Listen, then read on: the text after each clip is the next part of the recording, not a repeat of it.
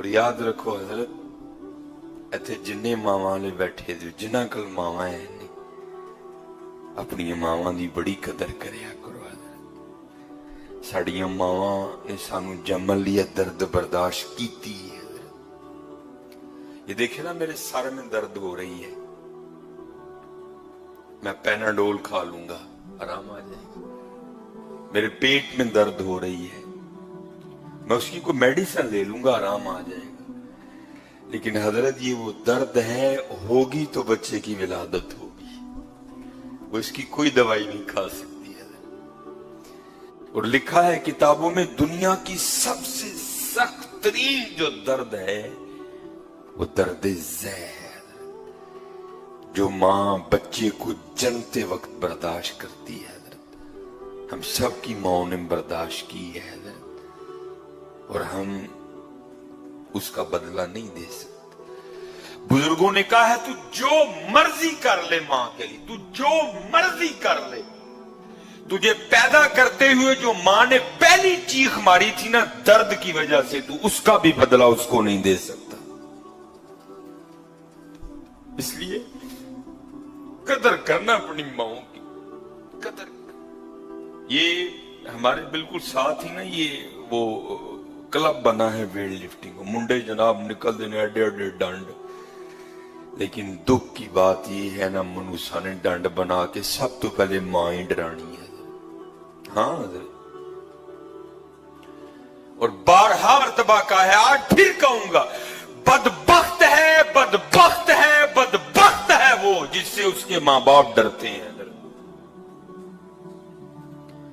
نہیں حضرت، آج بھی اپنے ماں باپ کے سامنے اسی طرح رویہ رکھو، ان کو اتنی دلیری دو کہ جس طرح بچپن میں ابے کو چنڈ مارتے ہوئے ڈر نہیں نہ لگتا تھا، اس کو تھا یہ چھوٹا ہے اس نے آگے سے کیا کرنا ہے، تو جواب ہی ہو جائے اس کو اتنی دلیری ہو، میں آج بھی اس کو تھپڑ ماروں گا یہ آگے سے نہیں بولے گا.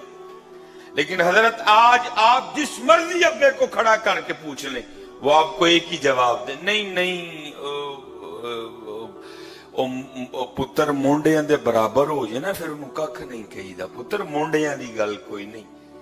آج ماں باپ ڈرتے ہیں اپنے بچوں سے، آج ڈرتے ہیں ماں باپ اپنے بچوں سے. لیکن یہاں بڑے ایسے احباب بیٹھے ہیں پرانے، ان سے پوچھ لو جوانی میں بھی ابو جی خود وہی دلیری ہوا کرتی تھی. لیکن بدبخت ہے بدبخت ہے بدبخت ہے وہ جس سے اس کے ماں باپ ڈرتے ہیں. قدر کرو اپنے ماں باپ کی، قدر کرو اپنے ماں باپ کی. وہ امیر المومنین حضرت سیدنا عمر بن خطاب رضی اللہ تعالیٰ عنہ آپ فرماتے ہیں باپ اور بیٹا آ گئے. باپ اور بیٹا شکلیں ملتی ہیں حضرت، تھوڑی زیادہ درمیانی ملتی ہیں سب کی حضرت، لیکن وہاں بلا کی مشابہت تھی، بلا کی مشابہت. امیر المومنین حضرت سیدنا عمر بن خطاب رضی اللہ تعالیٰ عنہ بھی حیران ہو گئے. آپ نے فرمایا میں نے بڑے باپ اور بیٹا دیکھے ہیں، لیکن جتنی تم دونوں کی شکل ملتی ہے میں نے کبھی کوئی باپ اور بیٹا نہیں دیکھے ایسے. وہ بندہ عرض کردہ حضور اگر آپ اس بچے کا واقعہ سنیں گے نا جو گزری ہے اس کے ساتھ تو امیر المومنین آپ کی حیرانگی میں اور اضافہ ہوگا. امیر المومنین رضی اللہ تعالیٰ نے کہا سنا. عرض کردہ حضور میں ایک تاجر ہوں، ماشاءاللہ بڑے یہاں تاجر احباب بیٹھے ہیں، اب تو تجارت بڑی آسان ہو گئی، مال بناؤ ڈبوں میں ڈالو نمبرنگ کرو کارگو والے نو ویل دے کے ویلے ہو کے رام نال سو جاؤ.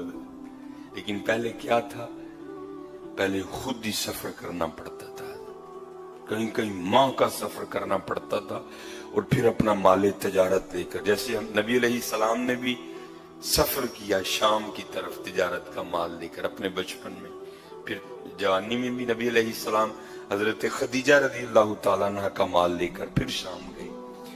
تو اب بڑا آسان ہو گیا نا. عرض کردہ حضرت یہ جب بچہ جب دنیا میں آنے والا تھا نا، دنیا میں نہیں آیا تھا، بھی ماں کے پیٹ میں تھا، تو تجارت کا مال تھا، سیزن تھا، مجبوراً مجھے نکلنا پڑ گیا. मेरी पहली औलाद थी, घर में कोई बड़ा नहीं था, मैं मेरी बीवी। जब मैं घर से निकला ना तो मेरी बीवी मुझे दरवाजे तक छोड़ने आई। औरत जात थी, तन्हा थी, हामिला थी, घबराई हुई थी। अर्ज करती है आप तो जा रहे हैं तिजारत के लिए, हामिला हूं, घर में अकेली हूं, तो क्या बनेगा आपकी इस औलाद को जो मेरे पेट में है। तो अर्ज करता अमीरुल मोमिनीन, मैंने दरवाजे पे खड़े होकर ना अपनी बीवी को ये जुमले बोले। मैंने कहा तू ना घबरा, मैं दुनिया में आने वाली अपनी इस औलाद को हवाले करके जा रहा हूं अल्लाह के। किसके हवाले? मैंने भाई वोट तो नहीं मांगा आपसे, शायद वोट मांगा होता हो तो आवाज इससे बुलंद होती। किसके हवाले करके जा रहा हूं? आए अल्लाह के, आए अल्लाह। अर्ज करता अमीरुल मोमिनीन, मैं चला गया। 6-7 माह बाद वापसी हुई। अब जाहिर है मुझे पक्का था विलादत हो गई होगी, या बेटा हुआ होगा, या बेटी हुई होगी। अब अंदर एक अलग ही कैफियत है, बेटा होगा ये नाम रखूंगा, बेटी होगी ये नाम रखूंगा, इस तरह उठाऊंगा, ये करूंगा, वो करूंगा, ये करूंगा, इस तरह करूंगा, उस तरह करूंगा। घर आ गया। अर्ज करता अमीरुल मोमिनीन, जब घर आया ना तो आके क्या देखता हूं कि घर को बाहर से ताला लगा है। मैं बड़ा घबराया, वो मेरी बीवी किधर गई। मैंने हमसाये के दरवाजे पे दस्तक दी, उसने दरवाजा खोला। मैंने पूछा मेरी बीवी किधर है, तो वो कहता है भाई जब विलादत का वक्त आया ना तो तुम्हारी बीवी दर्द ज़ै की शिद्दत को बर्दाश्त नहीं कर सकती। अर्ज करता है वो दरवाजे पे दस्तक दी, हमसाये ने कहा भाई वो दर्द की शिद्दत को बर्दाश्त नहीं कर सकी, इंतकाल हो गया, हमने उसको फुला कब्रिस्तान में दफना दिया है। एक शख्स मेरे साथ गया, जाकर कब्र की निशानदेही की, दुआ की, कुरान खानी की, साले सवाब किया, वापस आ गया। जोर पड़ी, असर पड़ी, मगरिब पड़ी, इशा पड़ी। अर्ज करता अमीरुल मोमिनीन, दिल बड़ा बेचैन। जब रात पड़ी ने तो ऐसे लगे जैसे को मुझे कब्रिस्तान की जानिब खींच रहा है। ना चाहते हुए भी मैं कब्रिस्तान चला गया, अपनी बीवी की कब्र पर गया। जब बीवी की कब्र पर गया तो जाकर क्या देखता हूं कि कब्र से शोला रोशन है, आग निकल रही है। मैं बड़ा हैरान हुआ, मेरी बीवी बड़ी नेक थी, सालिया खातून थी, आबिदा थी, जाहिदा थी, सोमो सलात की बड़ी पाबंद थी, इसकी कब्र में आग क्यों लग गई। ना चाहते हुए भी मैंने ये इरादा कर लिया कि मैं कब्र खोद के देखूंगा कि कब्र में है क्या। असल में वो नहीं कर रहा था, कुदरत करवा रही थी उससे। अर्ज करता अमीरुल मोमिनीन, मैंने कब्र की मिट्टी हटाई। जब कब्र की मिट्टी हटा ली, नीचे से फट्टे निकले, एक एक करके फट्टा उठाया, कब्र में उतर गया। जब कब्र में उतरा तो क्या देखता हूं कि बीवी का मुर्दा वजूद पड़ा है और साथ ये बच्चा खेल रहा है।